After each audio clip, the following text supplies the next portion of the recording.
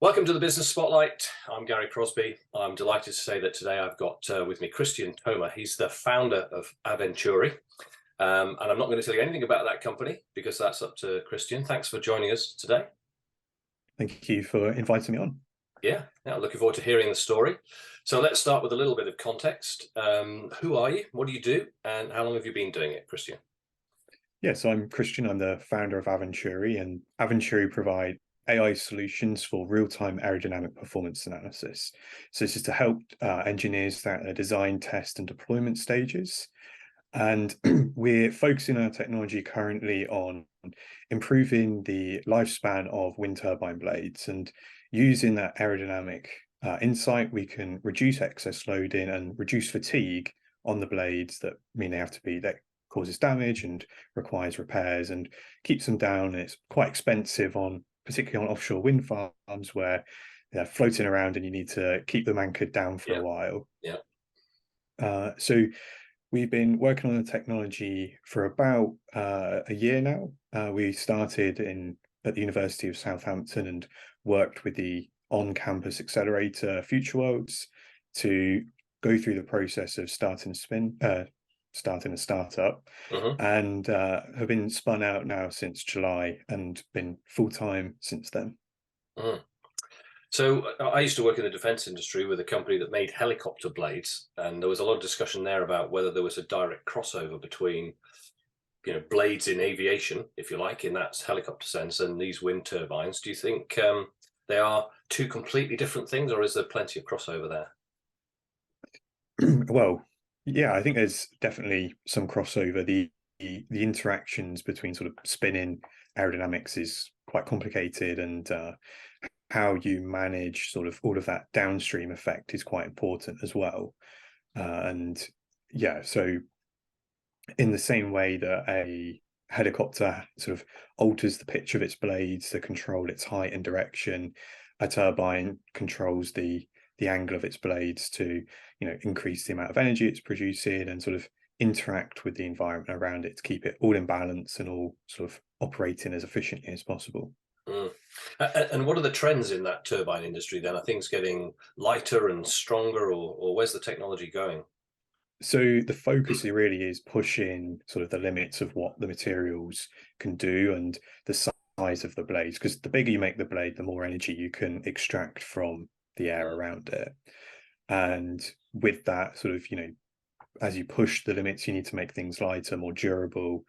And really the focus is sort of trying to get as much energy production as possible out of these turbines, as well as making them more sustainable. And the long-term effects of the resins and the composites used on the environment is quite substantial. So yeah, a lot of focus on minimizing waste and recyclability of turbines. Mm. And the startup journey, I mean, I've coached a few startups, and I know it can be quite frenetic, shall we say. What's your experience been of the first few months of the company? It's been a roller coaster for sure. It's we actually started focusing initially on F1 and motorsport as an initial application. Yeah. So yeah, the last sort of so the first few months that we were spun out, that was where our focus was, and then realized that there was some technical problems why that wouldn't work, and had switched into sort of wind turbines and sort of big impact there. But yeah, so we went out to San Francisco in July as well. So it's been a real roller coaster experience of sort of having the highs of, pitching in front of people and securing investment, but also the struggles of trying to find your first customer and finding people to actually sort of buy into what you're doing. Yeah. And what about funding? How does that work now for your company? Are you looking for investors? Are you looking for new ways to inject funding? So at the moment we're running on grant money. So we're looking for sort of grants, and being full software based, we're sort of looking to bootstrap the company as much as possible rather than take investment. But it's something we're definitely considering because, with wind turbines across the world, you're going to need to scale pretty quickly to reach that sort of demand. So it's definitely something we're keeping our eyes open to is investment and when's the right time to take it. Mm. And this early little part, there are lots of factors in this that contribute to the future success of the business. What do you think, reflecting on this first part of your journey, what are the most important factors that will lead to future success for Aventuri? I think I think for us and generally for any company is understanding what your customer wants. And Mm, as an engineer, as a startup founder, it's quite easy to kind of have your idea of what the product should be. mhm, But in reality, you just need to be speaking to customers as much as possible, and really finding what keeps them up at night. mhm. And because people will pay to sleep, as someone told me once, and so yeah, if you I like can that. find that sort of solution to fix their problems, then you need to mold your product around what they need, not what you think it should be. Mm. That's fascinating, because it might have been Simon Sinek, but it might have been somebody else. But I remember someone saying there are two ways to approach it: build something and then go out there and go, "Does anybody want to buy this?" Versus Yeah, going out there and saying, "What do you need?" and then building something to match that. And clearly, you're on that latter path. Um, I think it's sorry. yeah. So go on. I was going to ask about team building next, but go on, finish off.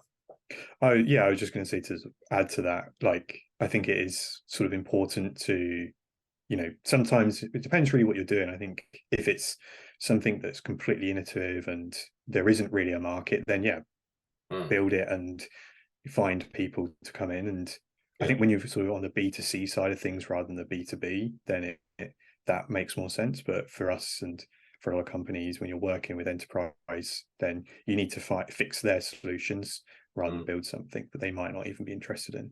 mm. And have you started to think yet about building a team around you?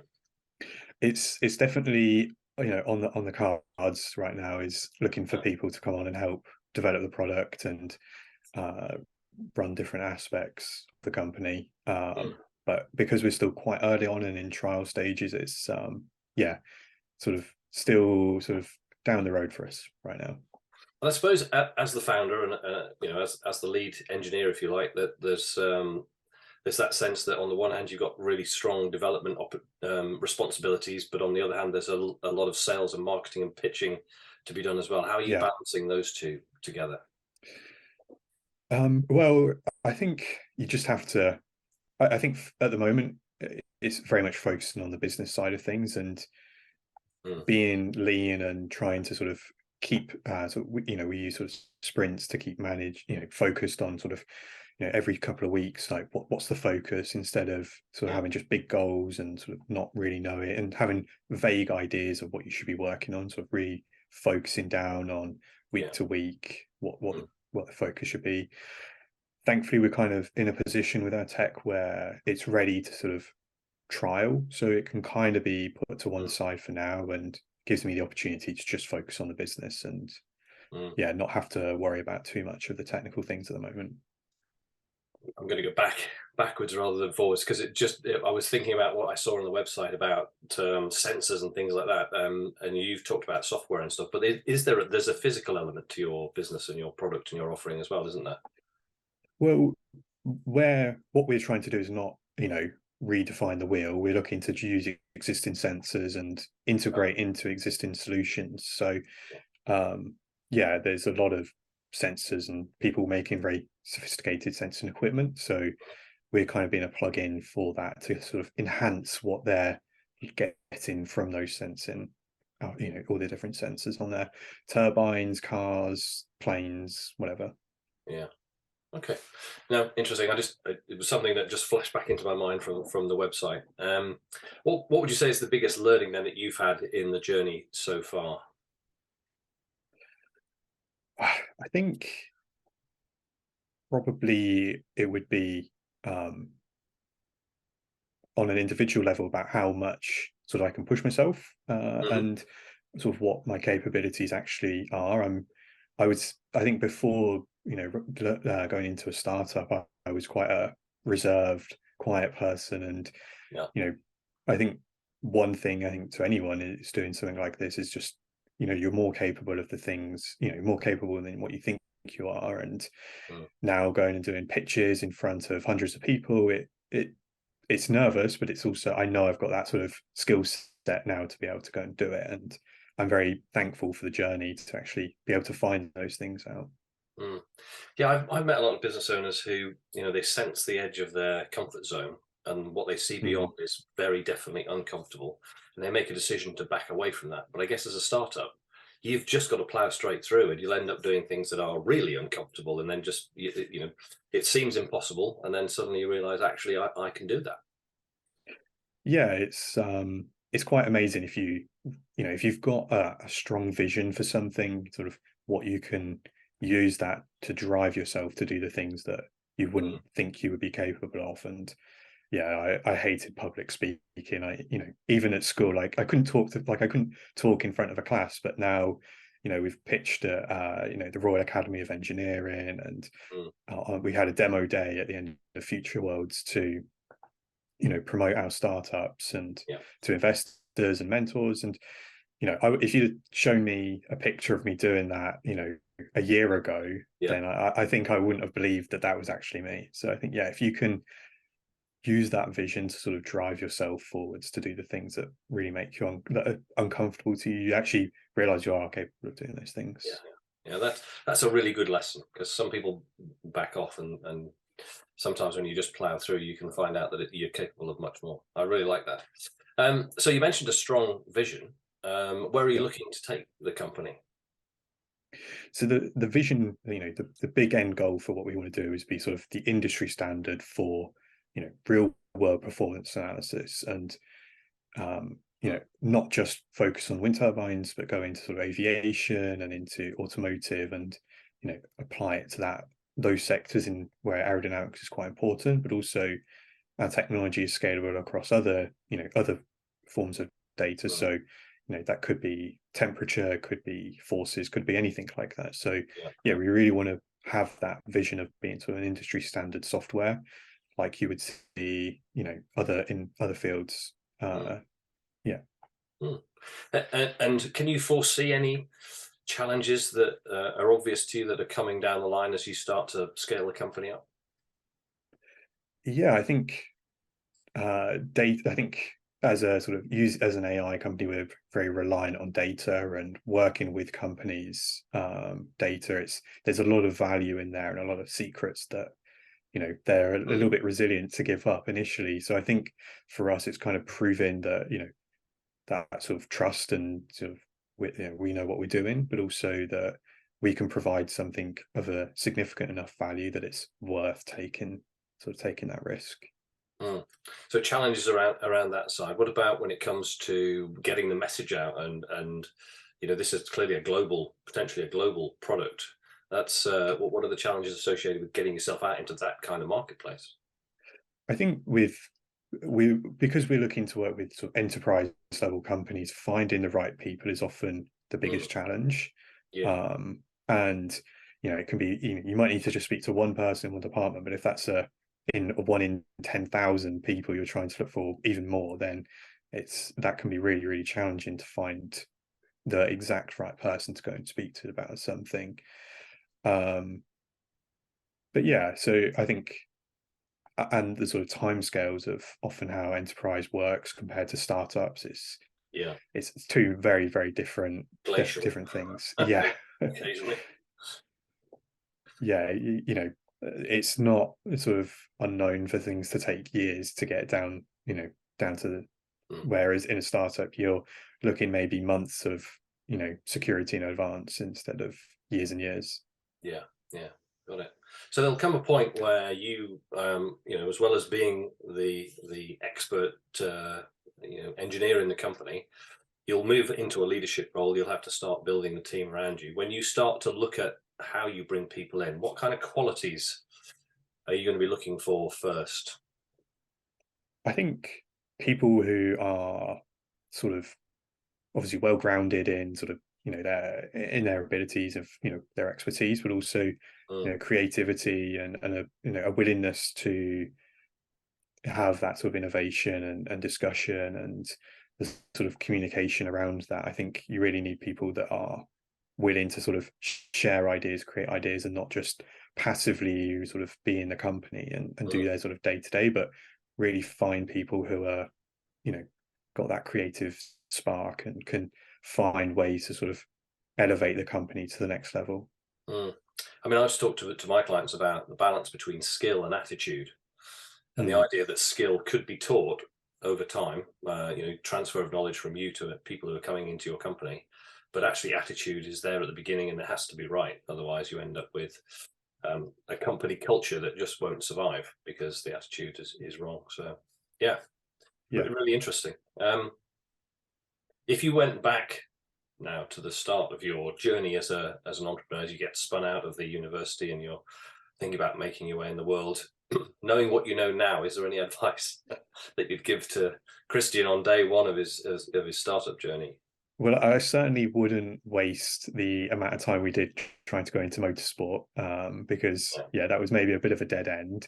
So I think maybe sort of focus on sort of the things that can have the biggest impact, rather than sort of maybe short-term wins. But I think as I said earlier, the most important thing is to speak to people. And as an engineer, you kind of want to hide away in a room and just build, but going and speaking to people is the most important thing. And it would have probably saved us some time in motorsport if we'd have got out there faster and quicker to speak to people, and sort of thought more about sort of the right things to ask. And yes, the details of your product are important, and that's maybe where we focused on, but actually knowing the problem and knowing the sort of playing field. So kind of a bit more context around why it didn't work for motorsport was that there's restrictions on sort of the computations that they can do, and we fell into that. So for us, if we'd have had said sort of the right things and sort of really thought about the key problems that could sort of impact that sort of value proposition, then going down that sort of thought process and thinking more than just sort of the top player is really important. It's fascinating. I mean, the whole startup thing is fascinating because there are so many outputs and inputs. What's the biggest difference between Christian and Elon Musk, do you think? Well, other than the bank balance, I'm not sure. I think there's definitely some similarities of sort of big visions and sort of wanting to make sort of big global impact. I don't know. I've not really thought about that before. So slightly blindsided by the question. I'm sorry about that. Yeah. But it just occurred to me that at the start of this kind of journey, you really don't know what's possible. I mean, if you're thinking about your 10, 15, 20-year vision, have you got that sort of thing forming in your mind? Is it there already?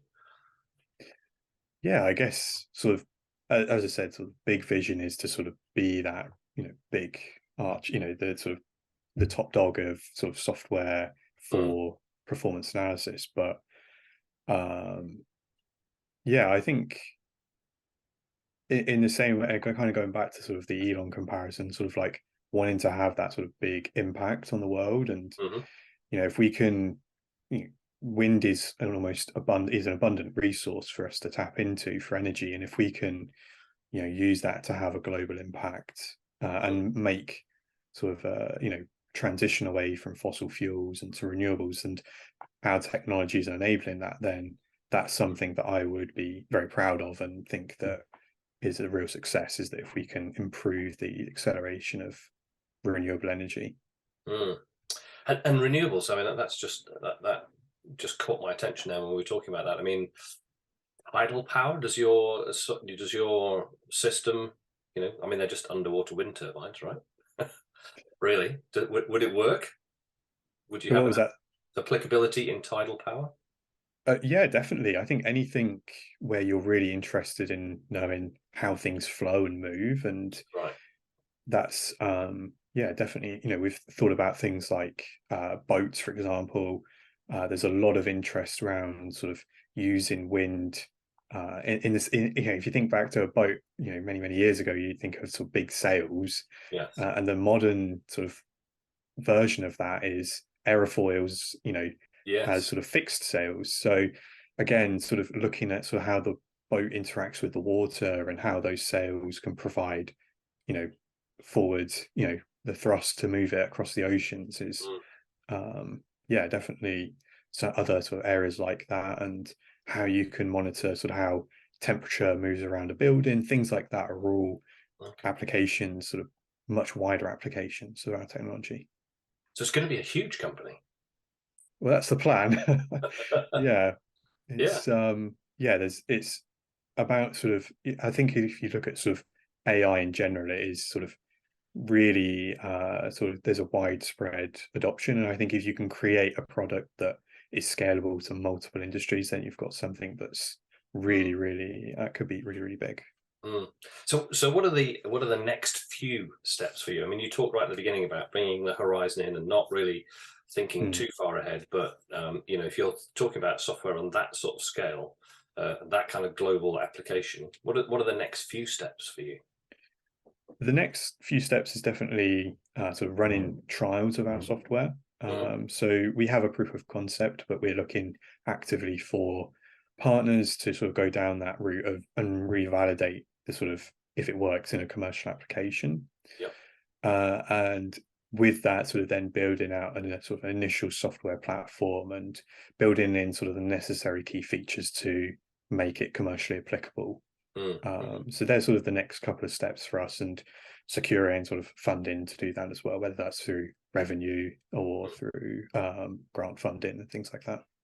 And who would be, I mean, if you had to pick two or three ideal partners, who would you want to work with? At the moment, I think it would be any of the big turbine manufacturers. So GE, Siemens, Vestas, they're the big three that we would be we're looking to work with. But sort of anyone in that sector right now is on the radar. Important. I mean, strategic partnerships end up, in my experience in business, being much more important than anything you put out on social media or on your website. So, yeah, fascinating. Yeah. So, anything coming up in AVENTURI that you want to share with the community, the people who are going to be watching this on YouTube or on social media? Yeah, I think sort of, we've got sort of, we're looking to sort of keep pushing out content on our social media and updates regularly about sort of the progress we're making. So yeah, there's, you can follow us on LinkedIn or website. And yeah, if there's sort of people in sort of the renewable sector, particularly wind turbines, that are, got this sort of, look interested in this technology, then yeah, definitely interested in having a conversation and looking to sort of work together on a strategic partnership. Yeah, brilliant. Well, look, that's been fascinating, Christian, just to hear your story and see that vision for the future, see that use of technology in the renewable sector. So I really appreciate the time that you've taken to join us today. Thank you very much. And yeah, it's been great to chat. Yeah, thanks for joining us on the Business Spotlight.